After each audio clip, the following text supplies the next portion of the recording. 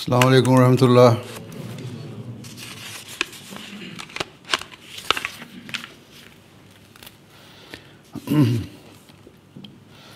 اشہد ان لا الہ الا اللہ وحدہ لا شریک لہ واشہد ان محمدا عبدہ ورسولہ.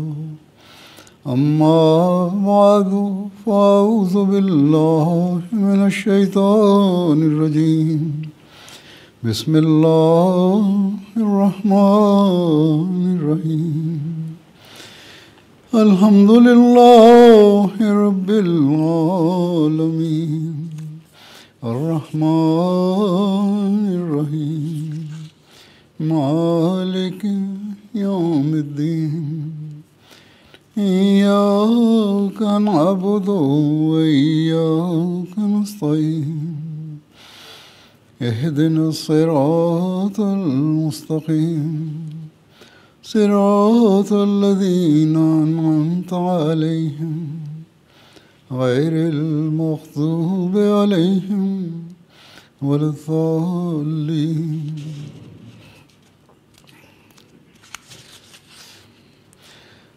With the grace of Allah, this weekend, the UK Jamaat is holding its Majlis-e-Shura.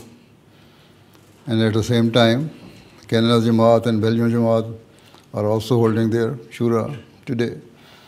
And it is my sincere hope that and pray that Allah, the Almighty, enables all of you to fulfill its profound objectives. Furthermore, I pray that at all times the views, opinions, and insights offered by the Shura delegates are anchored in the indispensable principle of justice, integrity, and righteousness. Moreover, as you are aware, this year you are also holding the Jamaat elections.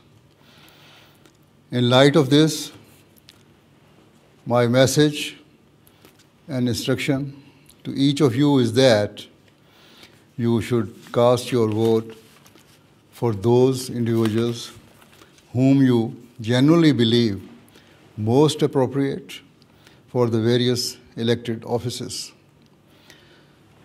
Never let the bonds of personal ties or friendship cloud your judgment or take you away from justice.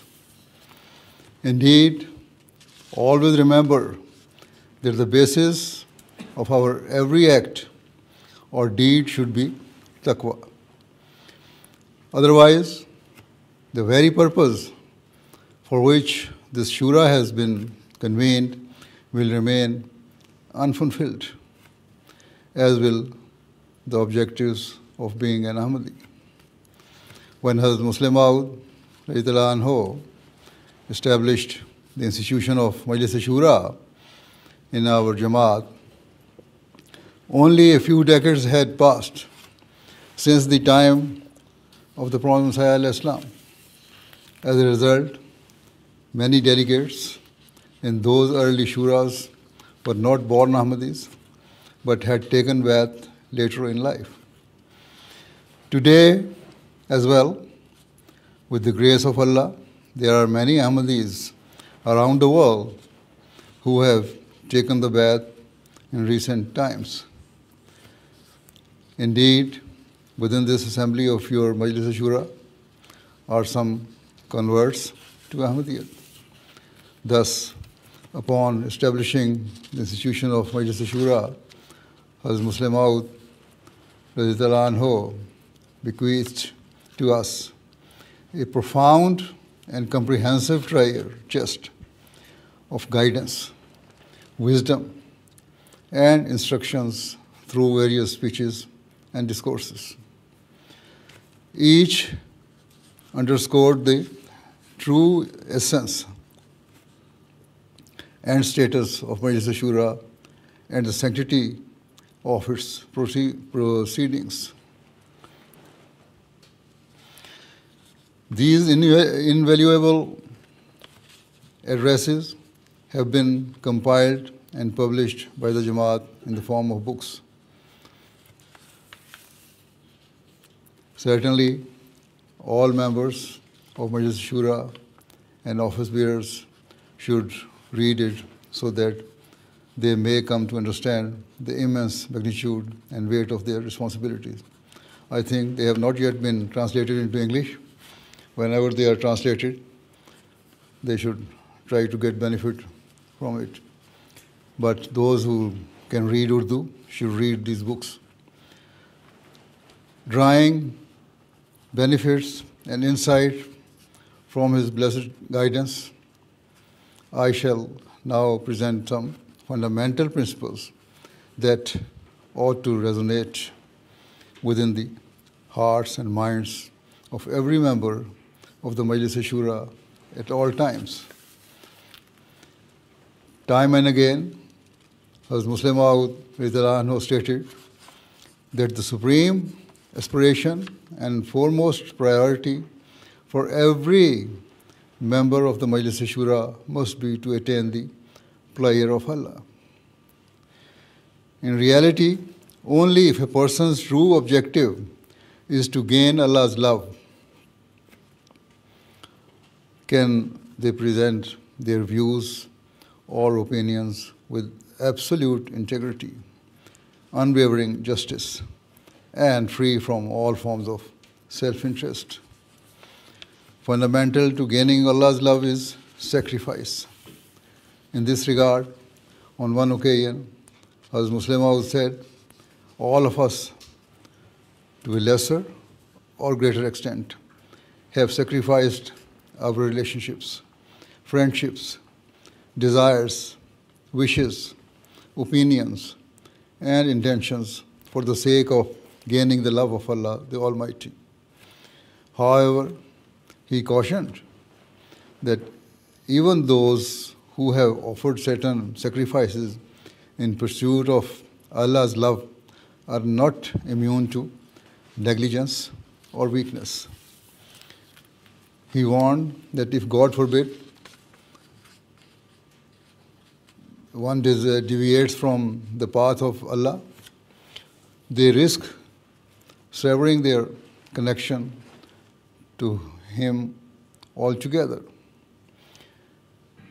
All the while, the world would offer no solace or compassion. Rather, it would view such a person with anger and disdain. From both a spiritual and worldly perspective, such person would be cut adrift. Indeed, Hazrat Mirza Masroor described such people as the most unfortunate people on the face of the earth. Hence, it is of the utmost importance that in all of our work and actions, we keep the prayer and the attainment of the love of Allah, the Almighty, at the forefront of our minds. Above all, we must utterly vanquish our ego and quell all our selfish desires. Rest assured that if every Shura member and every office bearer prioritize attaining the love of Allah above all else, then no worldly system, no human organization, and no community on earth shall ever rival that of our Jamaat, inshallah. In this regard, as Muslim once said, to attain God Almighty is not an ordinary thing. It requires such sacrifices that are not observed or matched in any other type of sacrifice. In simple terms, the level of sacrifice demanded for the sake of Allah should be far beyond any other sacrifice. Hazrat Muslim Maud explains that the fact that people are willing to make sacrifices is not remarkable in itself. Rather, it is the intention underlying those sacrifices that matters.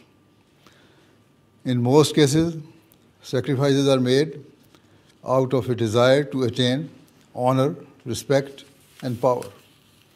However, those sacrifices are not beneficial and do not lead to spiritual success, because the objective is not to attain God's nearness, but merely to satisfy a person's ego and desire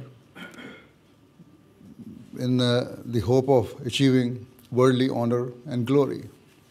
So, as member of Majlis-e-Shura, you must understand and recognize that sacrifices driven by tainted motives can never yield benefits. Many people have sacrificed their lives, yet failed to attain the love of God. Many people have made immense financial sacrifices, yet remain deprived of God's love.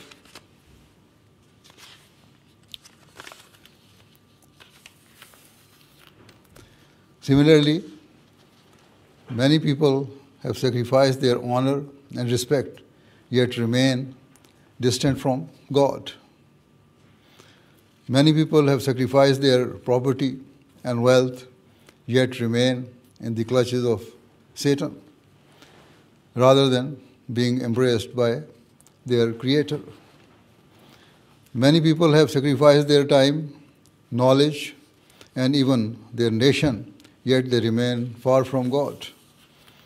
The reason is that such sacrifices were not made out of a desire to gain the love of Allah.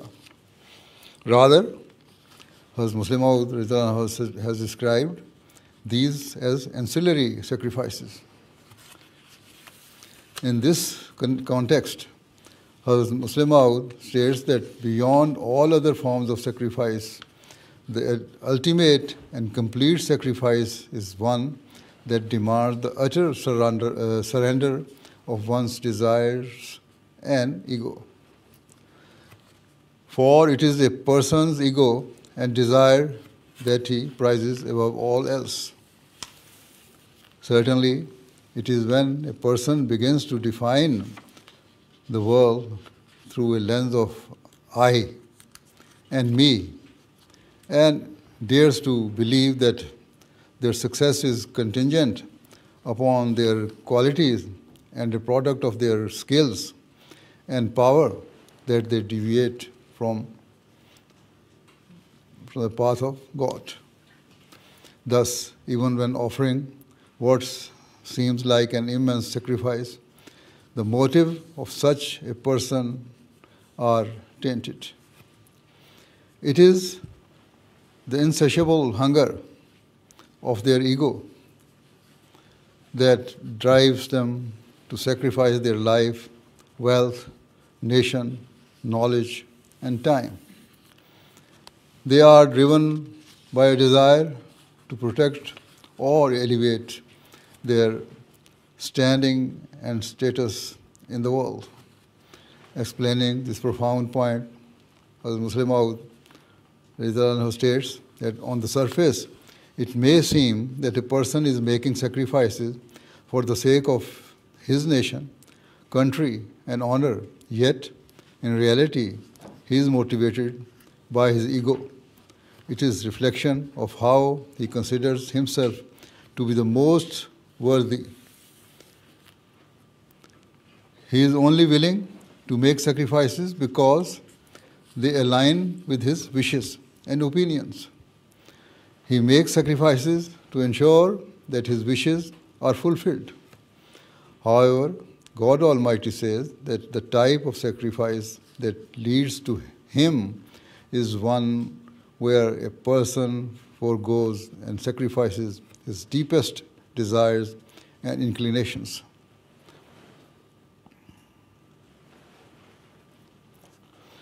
So it is not enough to sacrifice one's wealth, knowledge, time, and even one's life in order to gain the nearness of God.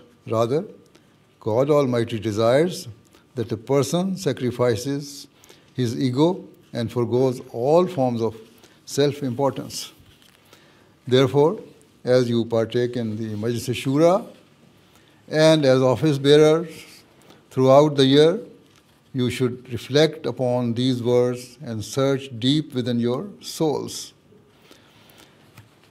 Assess whether the sacrifices or efforts you make for the sake of the Jamaat are made purely for the sake of attaining the love and pleasure of God Almighty, or having attained the title of an office bearer or Shura delegate, or are they merely an attempt to maintain your office and so-called status within the Jamaat? If the latter, then there is no benefit to such a position or office, and there is no benefit to being a representative at the Shura. Further, expounding upon this theme,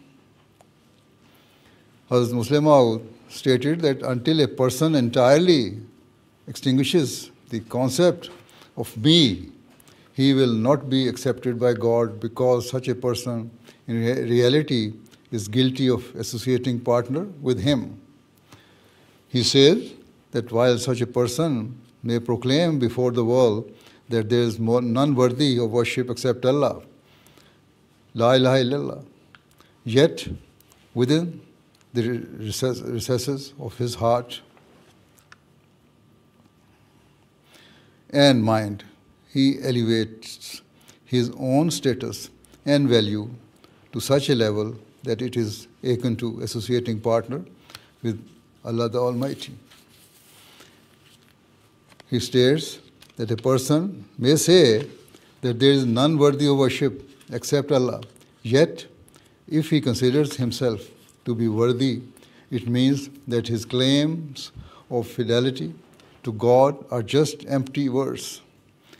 Thus, if Allah the Almighty demands any sacrifice from a believer, it is not sacrifice, it is to sacrifice the concept of me.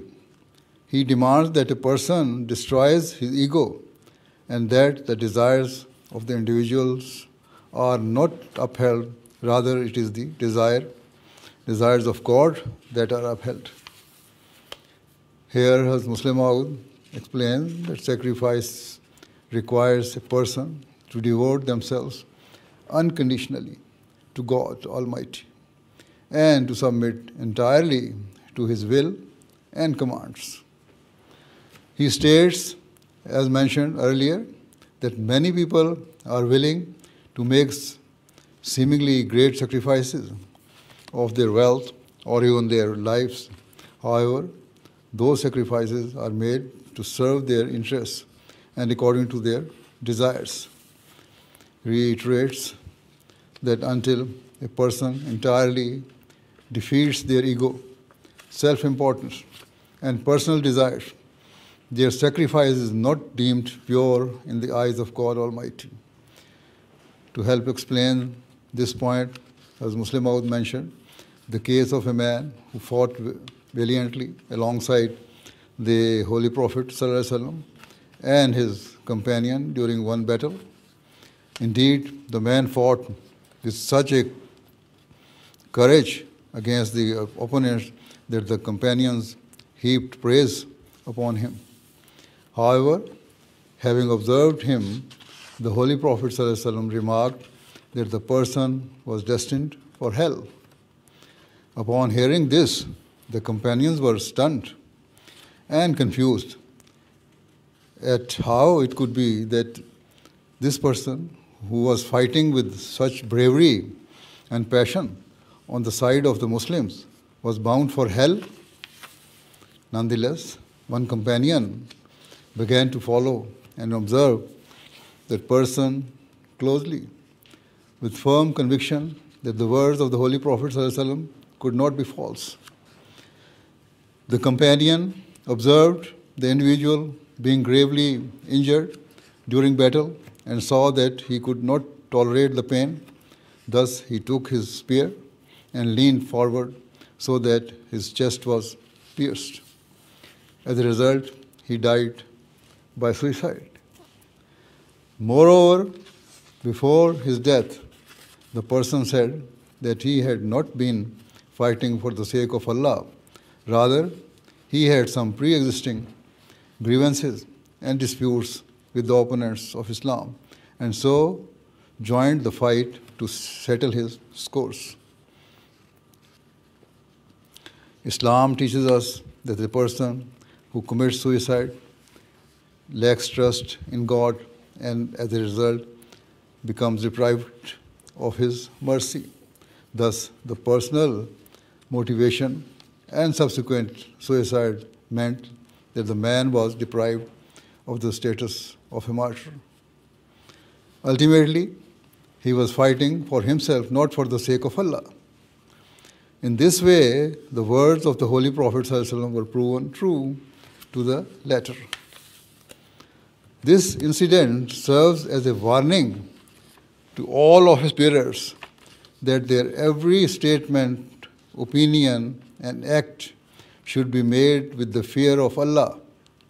Only then will they come to attain the blessings of God Almighty. Otherwise, if their efforts are clouded by a desire for fame or fortune or to satisfy their ego, they shall be deprived of Allah's rewards. So, at all times, as members of Majlis-e-Shura and as office bearers, strive to overcome all forms of selfishness, self-importance, and anything else that can render your motives impure. Most of you are currently office bearers within the Jamaat, and many may soon be re-elected or given another duty, whether at a local, regional, or national level. As such, each of you should reflect upon the past 3 years term and ask yourselves, how much service did you do purely to attain the pleasure and rewards of Allah the Almighty? Conversely, how much work did you do for the sake of increasing your status or to impress others? Remember, if your time and service was offered to feed your ego, to elevate your worldly status, or to exert your authority, it will have been devoid of the rewards and blessings of God. In terms of the Jamaat elections, those who have been elected or maybe in the coming days should recognize that if their names are approved to serve the Jamaat, they must strive to fulfill their duties purely for the sake of Allah the Almighty, rather than to impress other people or to seek to demonstrate what they consider to be their qualities. For example, it must not be that Secretary Tabligh thinks that it is only due to his skills or qualities that they can achieve their bad target. It must not be that the Secretary Mal thinks it is because of his efforts that Chanda contribution increased. It should not be that the Secretary Talim considers that the Talim department's success is contingent upon him. Nor should it be that the Secretary Amur-e-Amma feels pride in having found appropriate solutions to various matters that came before him and believes that such success was due to his interpersonal skills and astuteness.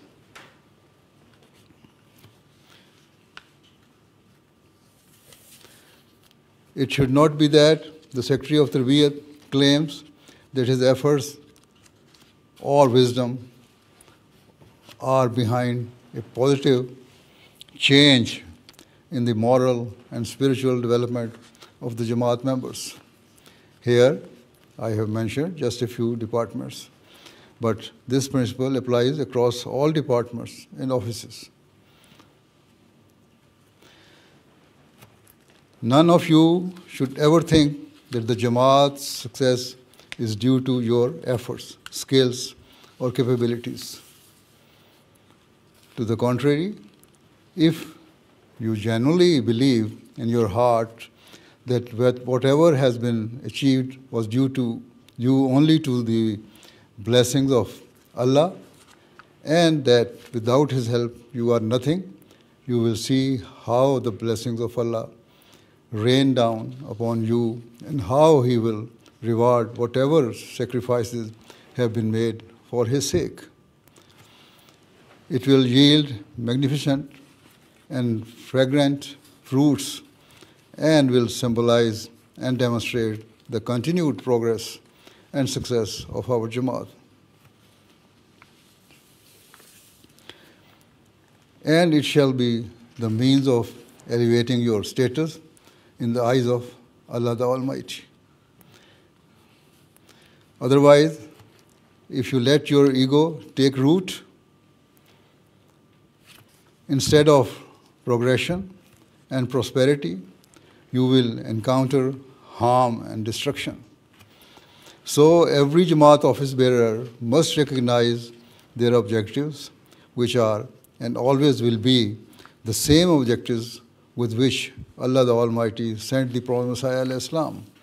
And those were to bring mankind closer to his Creator, to establish the oneness of God Almighty, and to fulfill the needs of mankind. However, if in our hearts lies even a trace of impurity, or we come to possess the idol of one's ego, then how are we going to establish the oneness of Allah? How can it be possible for an idol worshipper to establish the oneness of God? It is contradiction in terms. Thus, if the concept of me continues to exist within your heart, you will not achieve anything of substance.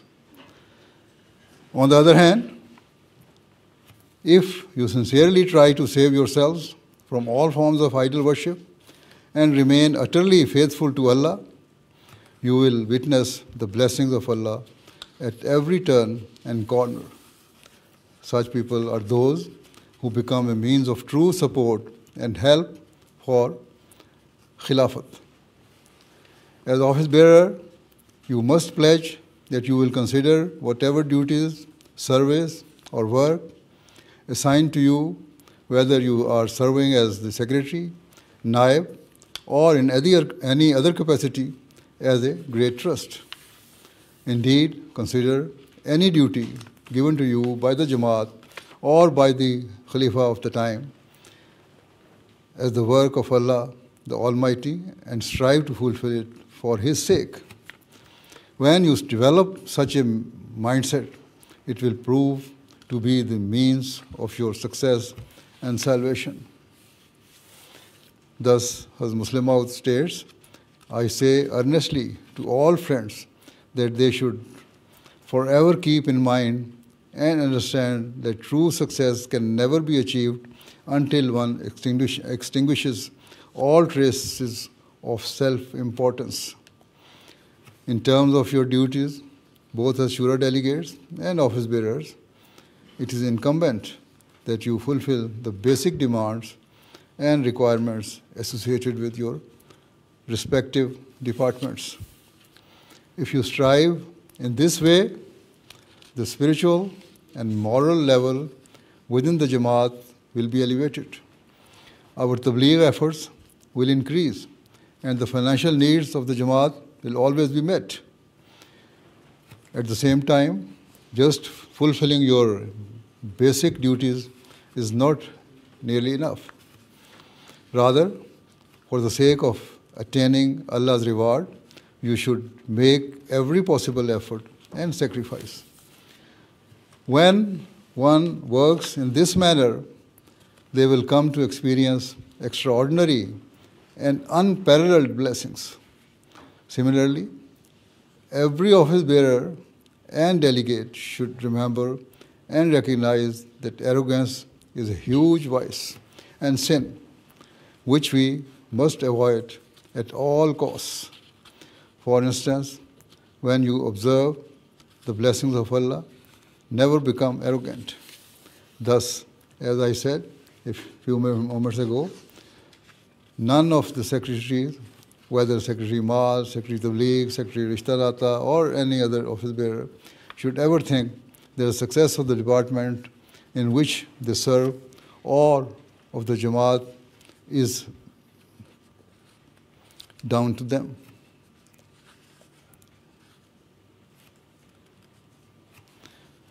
Any office bearer who thinks in this way is guilty of arrogance and is sure to forsake the blessings and help of Allah. In terms of the importance of humility, Hazrat Mirza Masroor states that the true secret to success is to bow down in prostration before God Almighty and to profess one's weakness and deficiencies before Him. Otherwise, a person who in his heart thinks they are capable, yet in front of people say he is weak and powerless, is actually a hypocrite and liar. He says that there are some people who on the surface exhibit false humility and say that they are worthless or ignorant and that whatever they have achieved is due to Allah's blessings. Yet in their hearts, their actual state is different and is not of a person who truly submits before Allah. A Muslim also states that a genuine, humble person attributes all their success to God, both in their words and within their heart. They understand that without the grace of God, they are nothing. They have the clarity of thought to recognize that their intelligence or capabilities are minimal and of no real value until and unless they are connected with their Creator and blessed by Him. Only if you reach this state and mindset will you be able to act upon and implement those recommendations made at this Shura if and when they are approved by Khalifatul Masih. Indeed, the implementation of whatever decisions are made is of the utmost importance and fundamental to your duties as delegates of the Shura. It should not be that while here you make decisions or deliver passionate speeches, as is often the case at Shura. However, once the proceedings conclude, you neglect your tasks and forget about your obligations. I'm quite sure that if you review the Shura reports from the past 3 years and examine the decisions made, you will come to realize that there is much you have failed to achieve and implement. Furthermore, if you go back even further, 10 or 15 years, you will realize that never mind fulfilling what you were supposed to do. You will have forgotten about many of the decisions or objectives you had pledged to implement. Therefore, you should review previous decisions and seek to implement them while also keeping in mind the recommendations made at this year's Shura. If they are subsequently approved, you must strive to fulfill them in a timely and appropriate manner. At all times, your intention and motivation must only be to attain the blessings and reward of Allah.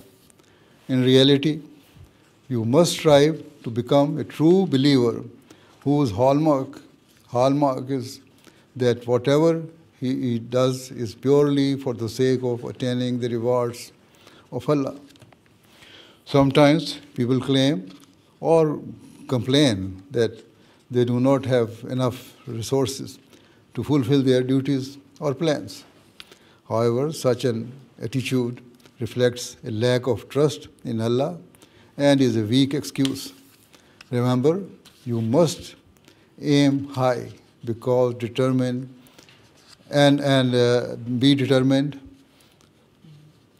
and have a firm resolve to fulfill your duties.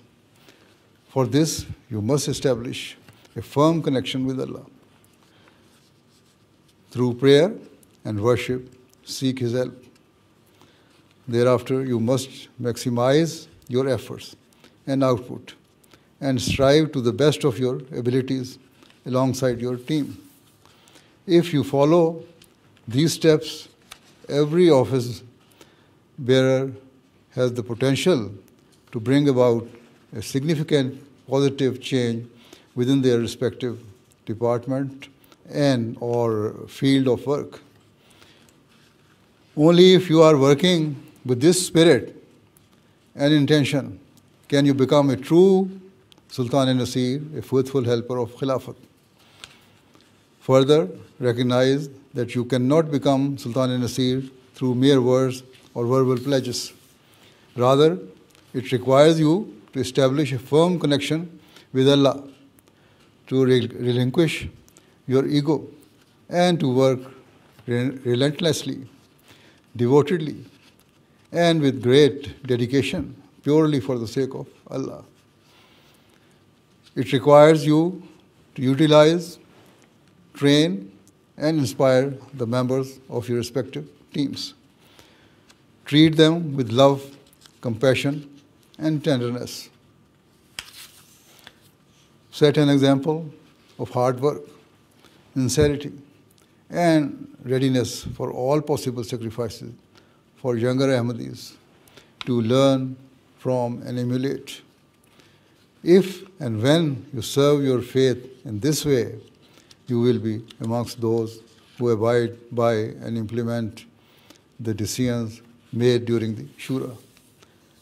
Before concluding, I also wish to remind you that during the Majlis-e-Shura, you must ensure that you maintain the dignity and sanctity of the proceedings at all times. Do not engage in meaningless or unhelpful debates. Instead, first determine if your contribution is necessary and likely to be beneficial. For example, if you think that someone else has already expressed a similar point to you, then there is no need to waste time by repeating it. Here again, the principle applies that you must not be motivated by your ego or a desire for prominence. Always remember that as an office bearer and Shura delegate, the fear of Allah must be deeply ingrained within your hearts. Every decision or opinion you give should be given truthfully, with the fear of Allah running through your veins. Only then will you reach the standard and level of dignity and status expected of the Majlis-e-Shura.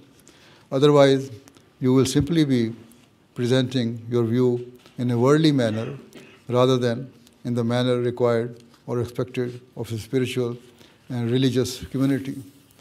Regarding this point, as Muslim would say that I instruct those friends who have come to participate in the Majlis-e-Shura that they must establish the fear of Allah within themselves. Mere eloquence and oratory cannot prove of benefit here or in the next world. The one thing that can give us victory in this world and success in the hereafter, it is that we proclaim Rabbun Allah, that we say our Lord is Allah. And this, if this is not present, and if the words Rabbana innana samayna munadiyan yunadi lil imane an aminu bi rabbikum fa amanna, that our Lord will have heard it, we have heard it, our Lord, we have heard a crier calling us unto faith. Believe ye in your Lord. And we have believed is not present then. It is in comparison to the worldly power, forces and nations of the world. What is our status? In reality, it is not even that of a wing of a small bird. So remember, there is only one thing that sets us apart and upon which we can take pride, and that is that we have listened to Allah the Almighty and accepted the call of the crier of this era and believed in him and have presented ourselves to further his blessed mission. As I said, this is what distinguishes us. And having accepted the promised Messiah, al-Islam, it is incumbent upon us to constantly elevate the standard of our love and fear of Allah, the Almighty. In this regard, Hazrat Mirza Masroor expressed his desire and prayer in the following words by saying, "May it be that the fear of Allah governs our every thought and view. May it be that the fear of Allah governs our tongues. May it be that the fear of Allah consumes our hearts. May it be that the fear of Allah courses through our every opinion or suggestion. And may His fear govern our every decision. Only if our hearts remain utterly submerged in the fear of God can we attain any honor or success. Thus, it is my hope and prayer that all of the delegates cast aside the dark shadows of their egos and that they do not let vested interests cloud their judgments or views even for a second. Rather, may every word uttered and every suggestion offered resonate purely with the love of Allah and a profound desire to serve the noble cause of Ahmadiyya. If this is your guiding principle, then inshallah you will play your role in igniting the spiritual revolution for which the Prophet Muhammad was sent and for which all of you have accepted him, and for whose sake the members of the Jamaat have entrusted you to represent them here today. Only with this understanding and spirit can this Shura be truly deemed a success. May Allah, the Almighty, with grace and mercy, enable all of you to perceive this and grant you the ability to achieve the true objectives of the Shura. Amen. यहाँ से Belgium, जैसा कि मैंने कहा, Belgium के वगैरह के और बाज़ जगह दूसरी जगहों पे भी, पाकिस्तान में भी आजकल इंतखाबात हो रहे हैं, हिंदुस्तान में भी, उर्दू बोलने वाले इलाकों में भी. इसलिए पहले मेरा ख़्याल था खुलासा, लेकिन मेरा ख़्याल खुलासे से ज़्यादा कुछ हो जाएगा. उर्दू में बयान कर दूँ. यहाँ भी बैठे हुए बाज़ लोगों को सही तरह समझ नहीं आती, तो उनके लिए बयान कर दूँ कि अल्लाह ताला करे कि आप लोग शूरा के जो मकासद हैं उनको पूरा करने वाले हों, इंसाफ के तकाज़ों को पूरा करते हुए और तकवा के तकाज़ों को पूरा करते हुए अपनी आरा पेश करें. इस साल शूरा में इंतखाब भी होने हैं. कोशिश ये करनी चाहिए कि ऐसे लोगों को मुंतखब किया जाए जो वाकई इस ओहदे के हकदार हों اور یہ نہیں کہ کسی کی واقفیت یا ذاتی تعلق کی وجہ سے منتخب کیے جائیں۔ ہمیشہ یاد رکھیں کہ ہر کام کی بنیاد تقویٰ پر ہونی چاہیے۔ اگر یہ ہوگا تو تبھی ہم کامیابی سے اپنے معاملات طے کر سکیں گے، ورنہ ہمارا جو مقصد ہے وہ پورا نہیں ہو سکتا۔ حضرت مسلم موعود نے شورا کو قائم فرمایا، اپنے نصائح فرمائے مختلف وقتوں میں، اور اس کا مجموعہ بھی شائع ہو چکا ہے۔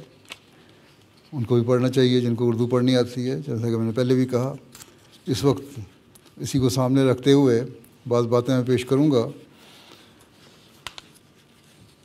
شورا کے ممبران کے لیے جو مقصد ہے وہ یہ ہے کہ رضائے الہی، اللہ تعالیٰ کی رضا۔ اگر یہ مقصد سامنے رکھیں گے تو پھر ہی ہم لوگ کامیاب ہو سکتے ہیں، اور پھر ہی ہم ایمانداری سے اور انصاف سے اپنی آراء پیش کر سکتے ہیں، اپنے آراء پیش کرتے ہوئے یا نام تجویز کرتے ہوئے کسی کے لیے رشتہ داروں عزیزوں کو سامنے نہ رکھیں، اپنی امنگوں اور آرزوؤں کو سامنے نہ رکھیں، اپنے ارادوں کو سامنے نہ رکھیں، بلکہ ہر چیز اللہ تعالیٰ کی خاطر ہو۔ بہت سارے ایسے ہیں ہم میں سے جنہوں نے ان چیزوں کو احمدیت قبول کرنے کے لیے قربان کیا ہے تاکہ اللہ تعالیٰ کی رضا حاصل ہو۔ بس اگر باوجود اس کے کہ ہم نے مختلف پہلوؤں سے خدا تعالیٰ کی رضا کے لیے قربانیاں کی ہیں، اپنی غفلت سے خدا کی رضا کو کھو دیا اور دنیا کو ناراض کر کے اپنے مولا کو بھی راضی نہ کر سکیں، تو ہم دونوں طرف سے کھوئے گئے، اور ہم سے زیادہ بدقسمت روئے زمین پر اور کوئی نہیں ہو سکتا۔ بس ہمارے لیے نہایت ضروری ہے کہ ہم اپنے تمام کاموں میں خدا تعالیٰ کی رضا اور خوشنودی کو مد نظر رکھیں اور اپنے نفس کو درمیان سے مٹا دیں۔ بس اگر یہ بات ہر شورا ممبر اپنے سامنے رکھے، بلکہ ہر عہدیدار اپنے سامنے رکھے، تو ہماری جماعت کے اندر ایک عظیم نظام قائم ہو سکتا ہے جس کی مثال کہیں اور نہیں مل سکتی۔ اسی سلسلے میں حضرت مسلم موعود نے ایک جگہ فرمایا کہ خدا تعالیٰ کا ملنا معمولی بات نہیں ہے، اس لیے ایسی قربانی کی ضرورت ہے جس کی نظیر اور قربانیوں میں نہ ہو۔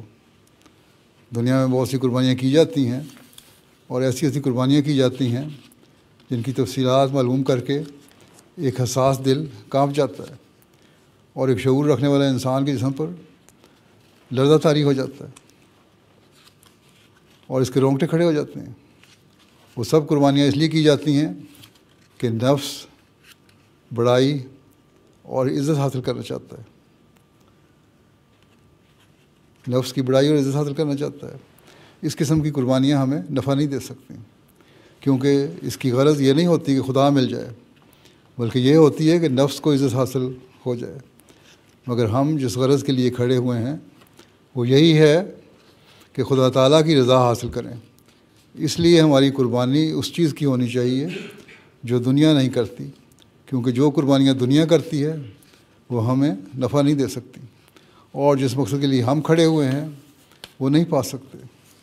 اگر جان کی قربانی سے خدا مل جاتا تو بہت لوگ ہیں جو جان کی قربانی کرتے ہیں مگر خدا تعالیٰ کو پانے سے محروم رہ جاتے ہیں۔ اگر مال کی قربانی سے خدا مل جاتا تو بہت سارے لوگ ہیں جو مال کی قربانی کرتے ہیں مگر خدا کو پانے سے محروم رہتے ہیں۔ اگر عزت کی قربانی سے خدا مل جاتا تو بہت سے لوگ ایسے ہیں جو عزت کو قربان کرتے ہیں مگر خدا کے پانے سے محروم رہتے ہیں۔ اگر جائیداد کی قربانی سے خدا مل جاتا تو بہت سے ایسے ہیں جو جائیداد کی قربانی کرتے ہیں مگر خدا سے اتنے ہی دور ہیں جتنا ابلیس دور ہے۔ اگر وقتی قربانی سے یا علم کی قربانی سے یا وطن کی قربانی سے خدا مل جاتا تو بہت سے ایسے ہیں جو قربانیاں کرتے ہیں اور خدا تعالیٰ کی درگاہ سے دور رہتے ہیں۔ بس یقیناً یہ قربانیاں کافی نہیں، یہ ضمنی قربانیاں ہیں۔ بس آپ لوگ جو یہاں بیٹھے ہوئے ہیں اس بات پر غور کریں اور سوچیں کہ کیا وہ قربانی جو آپ جماعت کے لیے کر رہے ہیں یا عبادات جو آپ کر رہے ہیں یا کوئی بھی جو کام کر رہے ہیں وہ خدا تعالیٰ کی رضا حاصل کرنے کے لیے کر رہے ہیں کہ نہیں۔ جو عہدیدار یا نمائندگان ہیں جو اپنی آراء یہاں پیش کریں گے، یا وہ جو عہدیدار ہیں سارا سال اپنی خدمات جماعت کے لیے پیش کرتے ہیں، ان کو یہ سوچنا چاہیے کہ کیا وہ خدا تعالیٰ کی رضا حاصل کرنے کے لیے کر رہے ہیں، یا صرف اس لیے کہ عہدہ مل گیا اور اب جماعت میں ان کی کچھ حیثیت بن گئی ہے تو اس لیے وہ کام کریں۔ اگر یہ بات ہے تو پھر ایسے عہدے کا کوئی فائدہ نہیں، اور ایسی نمائندگی کا بھی کوئی فائدہ نہیں۔ حقیقی قربانی بالکل مختلف چیز ہے۔ وہ جان سے یا وطن سے یا مال سے یا خیالات سے یا ارادوں سے، عزت سے، وقت سے، علم سے بھی زیادہ عزیز ہے۔ وہ کیا ہے؟ وہ انسان کی انانیت ہے، وہ اس کا میں ہونے کا خیال ہے کہ میں بھی کوئی ہستی ہوں۔ وہ اپنے وجود کا احساس ہے جس کے لیے وہ اپنی جان، اپنے مال، اپنی عزت، اپنے وطن، اپنے علم، اپنے وقت، غرض، ہر چیز کو قربان کر دیتا ہے۔ جس وقت یہ خیال کرتا ہے کہ میرے وجود کا احساس اور میری علیحدہ ہستی خطرے میں ہے، وہ اس وقت کسی چیز کی پرواہ نہیں کرتا۔ قوم کی خاطر، ملک کی خاطر، عزت کی خاطر، آبرو کی خاطر، وطن کی خاطر قربانیاں کرنے والے بظاہر قوم و ملک، عزت و آبرو، وطن کی خاطر قربانیاں کرتے ہوئے نظر آتے ہیں، مگر دراصل جن چیزوں کے لیے قربانی کرتے ہیں وہ ان کی انانیت، وہ ان کا میں ہونا ہے۔ وہ قربانیاں جو چونکہ ان کی رائے اور ان کی مرضی کے مطابق ہوتی ہیں اس لیے کرتے ہیں، اور خدا تعالیٰ کہتا ہے کہ جس چیز کی قربانی میرے حاصل کرنے کے لیے کرنی چاہیے وہ مرضی کی قربانی نہیں ہے۔ خدا کو پانے کے لیے مال کی، جان کی، ارادوں کی، علم کی، وقت کی قربانی کافی نہیں ہے۔ خدا تعالیٰ اس احساس کی قربانی چاہتا ہے کہ میں ہوں، یعنی اپنی انا کو قربان کرنا ہوگا۔ یہ احساس کی قربانی اصل چیز ہے۔ جب تک کوئی انسان اس میں کو نہیں مٹا دیتا اس وقت تک خدا اسے قبول نہیں کرتا، کیونکہ وہ مشرک ہوتا ہے۔ ایسا انسان باوجود لا الہ الا اللہ کا نعرہ لگانے کے اپنے آپ کو ایک الگ وجود تصور کرتا ہے۔ جب وہ کہتا ہے کہ میں لا الہ الا اللہ کا قائل ہوں تو خود اپنے اس دعوے کو رد کرتا ہے، کیونکہ اگر میں ہے تو پھر وہ لا الہ الا اللہ نہیں کہہ سکتا۔ اگر اللہ تعالیٰ کسی چیز کی قربانی کا مطالبہ کرتا ہے تو میں کی قربانی کا مطالبہ کرتا ہے۔ وہ کہتا ہے کہ تم اپنے نفس کو مٹا دو، تمہاری مرضی نہ ہو بلکہ میری مرضی ہو، یعنی اللہ کی مرضی ہو، صرف میں رہوں اور میرا کوئی شریک نہ ہو۔ لا شریک صرف اللہ تعالیٰ کی ذات ہے۔ اپنے نفس کو بھی مٹانا پڑے گا اس کے لیے۔ آپ نے ایک مثال بھی دی کہ ایک جنگ کے موقع پر ایک شخص تھا جو حضرت صلی اللہ علیہ وسلم کے زمانے میں آپ کے ساتھ جنگ کر رہا تھا، اور وہ ایسے ایسے حملے کرتا تھا کہ دشمن پر کہ لوگ واہ واہ کر جاتے تھے، لیکن حضرت صلی اللہ علیہ وسلم نے اس کو دیکھ کر فرمایا کہ یہ دوزخی ہے، حالانکہ وہ اسلام کی طرف سے لڑ رہا تھا، لیکن صلی اللہ علیہ وسلم نے فرمایا نہیں یہ دوزخی ہے۔ لوگ بڑے حیرت سے حضرت صلی اللہ علیہ وسلم کی طرف دیکھنے لگے کہ یہ تو اتنی جرأت سے لڑائی کر رہا ہے، یہ کیوں دوزخی ہے؟ بہرحال حضرت صلی اللہ علیہ وسلم کی بات سن کر ایک صحابی نے سوچا کہ آن صلی اللہ علیہ وسلم کی بات غلط نہیں ہو سکتی، اس میں ضرور کوئی راز کی بات ہے جو ہمیں سمجھ نہیں آ رہی۔ اس نے اس شخص کا پیچھا کرنا شروع کر دیا کہ دیکھوں یہ کیا کرتا ہے۔ جب وہ پیچھا کر رہا تھا تو اس نے دیکھا کہ وہ شخص لڑتے لڑتے بہت زیادہ زخمی ہو گیا، اور اتنا زخمی ہو گیا کہ اسے تکلیف ہونے لگی۔ اس تکلیف کو برداشت نہیں کر سکا، اس لیے اپنا نیزہ گاڑا اور اپنے آپ کو اس پر گرایا اور اس طرح خودکشی کر لی اور مر گیا۔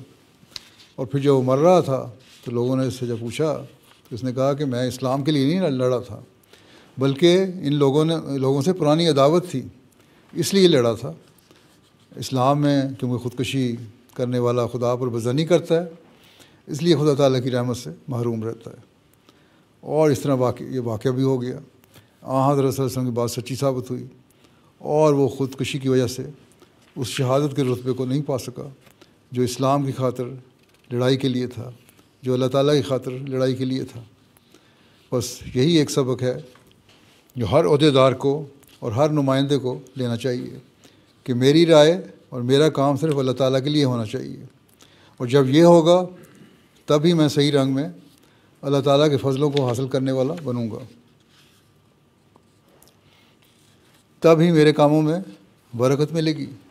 اگر دکھاوے کا کام ہے یا اپنی انانیت کو تسکین پہنچانے کے لیے کام ہو رہا ہے تو پھر اس کا ثواب نہیں ملتا۔ ثواب اسی وقت ملتا ہے جب انسان اپنے نفس کو مٹائے اور ہر کام خدا تعالیٰ کی خاطر کرے۔ بس جو عہدے دار ہیں ان کو چاہیے کہ اس بات کو یاد رکھیں اور اپنے نفس کو مٹانے کی کوشش کریں۔ بہت سارے ایسے ہیں جو اس وقت عہدے دار ہیں، دوبارہ بھی اپنی جماعتوں میں عہدے دار منتخب ہو جائیں گے، ان میں سے بعض مرکزی سطح پر جہاں بھی ہیں جو عہدے دار منتخب ہوں گے، ان میں سے بہت سارے عہدے دار ہیں، بعض دوبارہ منتخب ہوں گے۔ سوچیں کہ گزشتہ سالوں میں جو 3 سال گزرے ہیں، آپ نے خدا تعالیٰ کے لیے، خدا تعالیٰ کی رضا حاصل کرنے کے لیے کتنے کام کیے تھے، اور اپنی میں کی تسکین کے لیے کتنے کام کیے تھے۔ اگر اپنی انا کی اور میں کی تسکین کے لیے کام کیے تھے تو ان کا کوئی ثواب نہیں اور اس میں برکت بھی نہیں پڑتی۔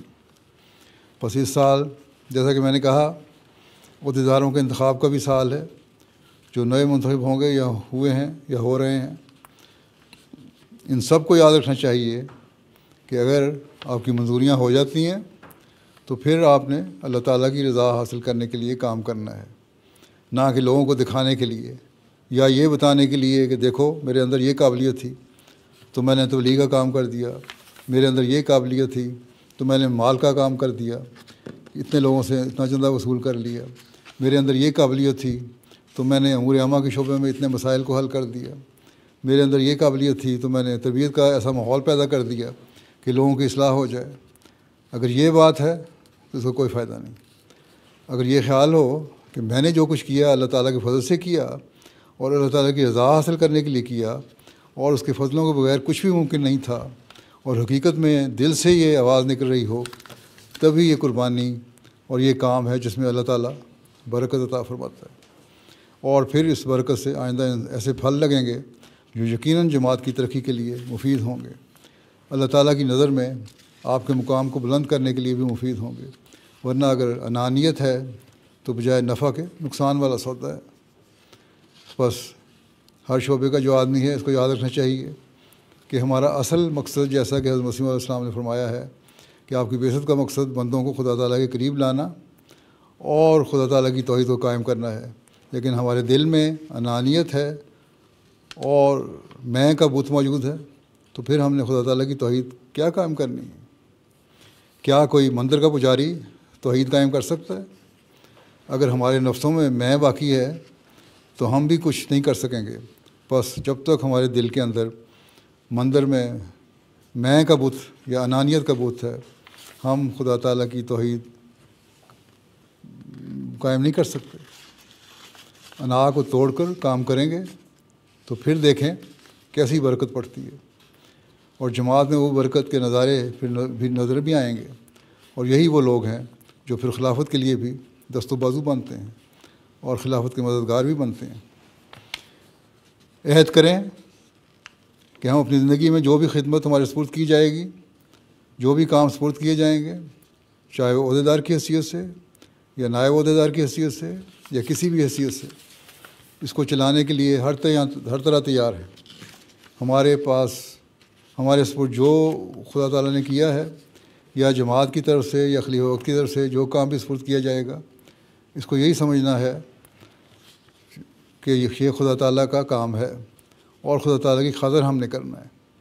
بس جب یہ سوچ رکھیں گے تو پھر ہماری کامیابی ہے، اور یہ عہد کریں کہ میں اس طرح خدا تعالیٰ کی رضا حاصل کرنے کے لیے ہر قربانی کے لیے تیار ہوں، نہ کہ اپنی انانیت کو قائم کرنے کے لیے۔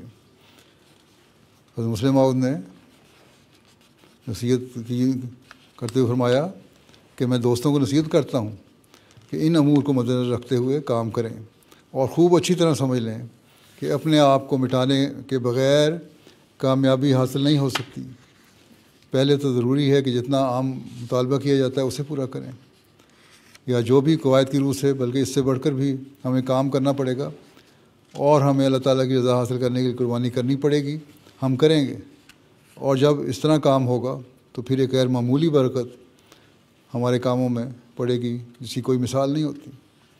اسی طرح عہدیداروں کو بھی اور یہاں سب مشورہ دینے والوں کو بھی ایک بات یہ بھی یاد رکھنی چاہیے کہ تکبر اور خودی بہت بڑی برائی ہے، اس سے بچنے کی ہمیں کوشش کرنی چاہیے، اور اللہ تعالیٰ کے فضلوں اور نعمتیں جو ہم پر ہیں ان کو دیکھ کر ہمیں تکبر نہیں آنا چاہیے۔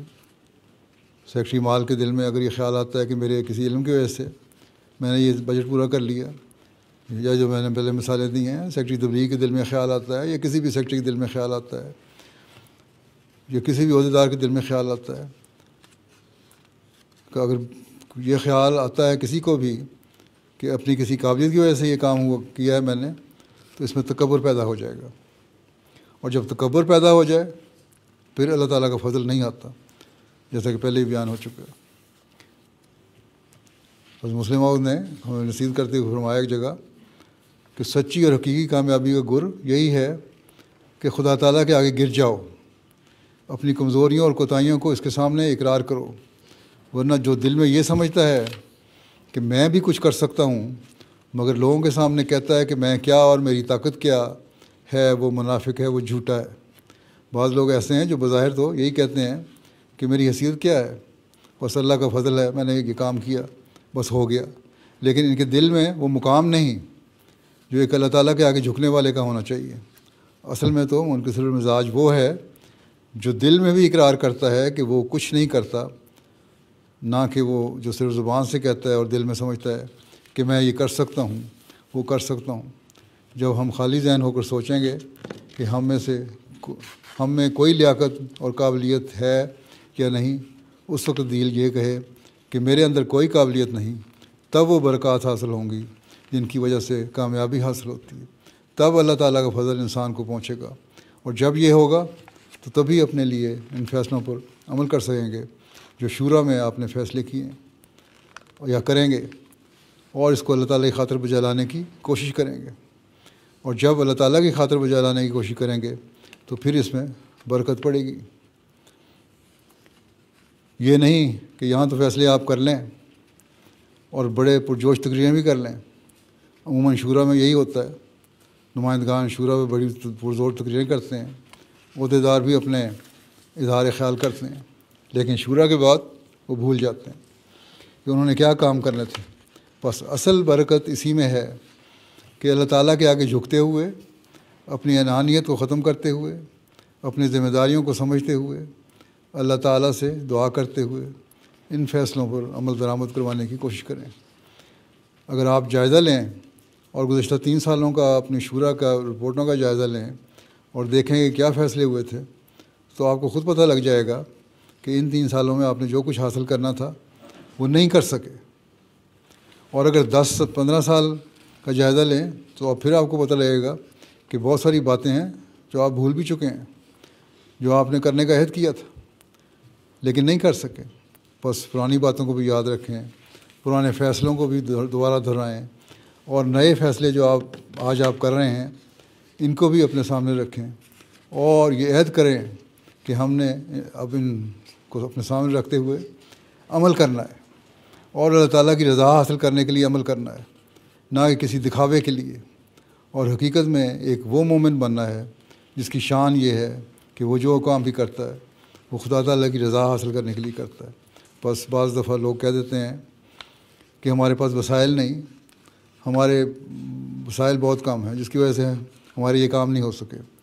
ارادوں میں بلندی ہو، پستی نہ ہو، اور مصمم ارادے ہوں، اور یہ کام کرنے کی لگن ہو، اور اللہ تعالیٰ سے تعلق اور دعا کے ذریعے سے اللہ تعالیٰ سے مدد مانگی جائے، اور پھر محنت کے ساتھ اپنی ٹیم کے ساتھ کام کروایا جائے، تو ہر عہدیدار ایک ایسا انقلابی کام کر سکتا ہے جس کے بہترین نتائج پیدا ہو سکتے ہیں، اور تبھی آپ لوگ خلافت کے سلطان نصیر بن سکتے ہیں۔ بس ان باتوں کو یاد رکھیں کہ صرف زبانی دعووں سے سلطان نصیر نہیں بنا جاتا، بلکہ اس کے لیے آپ کو خدا تعالیٰ سے تعلق بھی پیدا کرنا پڑے گا، اور اپنی انانیت کو مٹاتے ہوئے خالص طور پر اللہ تعالیٰ کی رضا کی خاطر کام کرنا ہوگا، اور اس کے لیے پوری محنت اور لگن سے کام لینا ہوگا۔ اپنے ساتھیوں کو ساتھ لے کر چلنا پڑے گا تاکہ ایک پوری ٹیم جو ہے وہ اس کام میں ملوث ہو جائے، اور پھر اس کے بہترین نتائج پیدا ہوں گے، اور جب یہ ہوگا تبھی آپ مشاورت کے فیصلوں پر صحیح طرح عمل کرنے والے بھی ہو سکیں گے۔ ہمیشہ یاد رکھیں کہ مشاورت کے دوران اپنے مشاورت کے وقار کو قائم رکھنا ہے۔ یہاں بھی صرف بحث برائے بحث نہ کریں، بلکہ یہ دیکھیں کہ اس کی ضرورت بھی ہے کہ نہیں۔ اگر ضرورت ہو تو اپنی رائے دیں، اور اگر 19-20 کے فرق سے آپ کی رائے پہلے بیان ہو چکی ہے تو اس کو دہرانے کی ضرورت نہیں ہے۔ یہاں بھی وہی بات آ جاتی ہے کہ آپ نے اپنی انانیت کو مارنا ہے۔ بس ایک عہدیدار کو، ایک شورا کے ممبر کو ہمیشہ یاد رکھنا چاہیے کہ خدا تعالیٰ کی خشیت اس کے دل میں ہو، اور اس کے ماتحت اس نے فیصلے کرنے ہیں، اور جب یہ ہوگا تو تبھی آپ اس مقام تک پہنچ سکیں گے جو اس مجلس کا ایک تقدس اور مقام ہے۔ ورنہ یہاں شورا میں بیٹھ کر آپ ایک دنیاوی نمائندے کی حیثیت سے اپنے کام سر انجام دے رہے ہوں گے، نہ کہ ایک روحانی اور دینی جماعت کے نمائندے کی حیثیت سے۔ اس لیے حضرت مسلم موعود نے فرمایا تھا کہ میں ان دوستوں کو جو مجلس شورا میں شمولیت کے لیے آئے ہیں نصیحت کرتا ہوں کہ اپنے اندر خشیت اللہ پیدا کریں۔ لسانی اور لفاظی نہ یہاں کام آ سکتی ہے نہ اگلے جہان میں۔ جو چیز ہمیں دنیا میں فوقیت دے سکتی ہے اور آخرت میں سرخرو کر سکتی ہے وہ یہی ہے کہ ربنا اللہ، یعنی ہم کہیں کہ ہمارا رب اللہ ہے۔ اگر یہ چیز ہمیں موجود نہ ہو، اگر ربنا اننا سمعنا منادیا ینادی للایمان ان آمنوا بربکم فآمنا والی بات ہم میں موجود نہ ہو تو غور کر لو، دنیا کی دوسری طاقتوں اور قوتوں اور قوموں کے مقابلے میں ہماری ہستی کیا ہے؟ دنیا کے مقابلے میں ایک پرندے کے پر کے برابر بھی ہماری ہستی نہیں۔ لیکن یہ جو آیت ہم نے پڑھی ہے کہ اے ہمارے رب، ہم نے یقیناً ایک ایسے پکارنے والے کی آواز جو ایمان دینے کے لیے بلاتا ہے اور کہتا ہے کہ اپنے رب پر ایمان لاؤ، سنی ہے، بس ہم ایمان لے آئے ہیں۔ اس کو غور کرو کہ دنیا کی طاقتوں کے مقابلے میں ہماری ہستی کیا ہے، تو تبھی ہم کامیاب ہو سکتے ہیں کہ اپنا ایمان کو اللہ تعالیٰ کی طرف منسوب کریں، اپنے کاموں کو اللہ تعالیٰ کی طرف منسوب کریں۔ یہی اور صرف یہی چیز ہے جس پر ہم فخر کر سکتے ہیں کہ ہم نے مانا، ہم نے اللہ تعالیٰ کی بات کو سنا اور منادی کرنے والے کی آواز کو سنا اور اس پر ایمان لائے، اور اس کے کام کو آگے بڑھانے کے لیے ہم نے اپنے آپ کو پیش کر کیا۔ اگر یہ چیز ہے تو پھر ہم اس پر فخر کر سکتے ہیں، اور یہی چیز ہمارے دلوں پر غالب آنی چاہیے۔ ہمارے غور پر خدا تعالیٰ کی خشیت حاکم ہو، ہمارے فکر پر خدا تعالیٰ کا خوف حاکم ہو، ہماری زبان پر خدا تعالیٰ کا خوف حاکم ہو، ہمارے دل پر خدا تعالیٰ کا خوف حاکم ہو، ہمارے مشوروں میں خدا تعالیٰ کا خوف غالب ہو، ہمارے فیصلوں پر خدا تعالیٰ کا خوف غالب ہو۔ وہی چیز جس کی وجہ سے ہم دنیا میں عزت کی نگاہ سے دیکھے جاتے ہیں، اس کی قدر یہی چیز ہے جس کی وجہ سے ہم دنیا میں عزت کی نگاہ سے دیکھے جاتے ہیں۔ اسی کی قدر و منزلت ہمارے دلوں پر غالب ہو۔ بس جب یہ ہوگا تو تبھی ہم کامیاب ہوں گے، اور امید ہے کہ جو نمائندگان جو یہاں بیٹھے ہوئے ہیں اپنے مشوروں میں کسی قسم کی نفسانیت کو دخل انداز نہیں ہونے دیں گے اور خالصتاً للہ کام کریں گے۔ جب یہ ہوگا تو انشاءاللہ تعالیٰ آپ لوگ وہ انقلاب پیدا کر سکتے ہیں جس کے پیدا کرنے کے لیے آپ لوگوں نے حضرت مسیح موعود علیہ الصلوۃ والسلام کو مانا تھا، اور جس کے پیدا کرنے کے لیے آپ لوگوں کو جماعت کے افراد نے نمائندہ بنا کر شورا میں بھیجا ہے۔ بس عہدیداروں کو بھی، نمائندگان شورا کو بھی یاد رکھنا چاہیے کہ خدا تعالیٰ کی خشیت پیدا کریں دل میں، اور جب یہ پیدا ہو جائے گی تو پھر انشاءاللہ ایک انقلاب عظیم ہوگا جو اللہ تعالیٰ جماعت احمدیہ کے ذریعے سے پیدا کرے گا اور جسے دنیا دیکھے گی۔ اگر یہ بات آپ کی سمجھ آ جائے اور اس کو آپ سمجھ لیں اچھی طرح، تو آپ نے ایک، اور اس شورا میں اس بات کا خیال رکھیں تو پھر آپ نے ایک کامیاب شورا منعقد کر لی ہے۔ اللہ تعالیٰ کرے کہ اس کو سمجھنے والے بھی آپ ہوں اور اس مقصد کو حاصل کرنے والے بھی ہوں۔ آمین۔ اب دعا کر لیں۔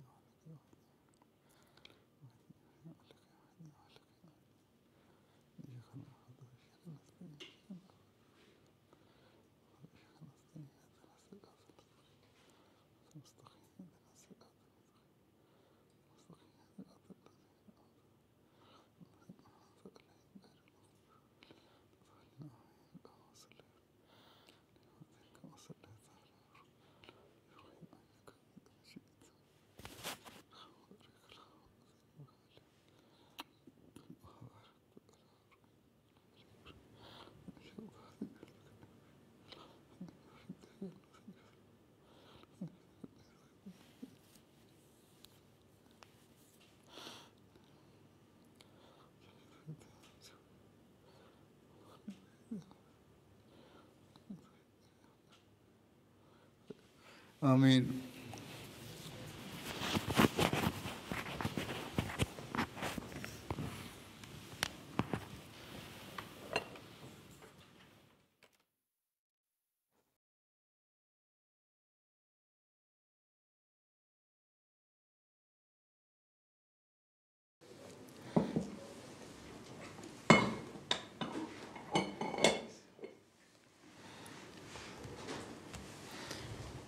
السلام علیکم.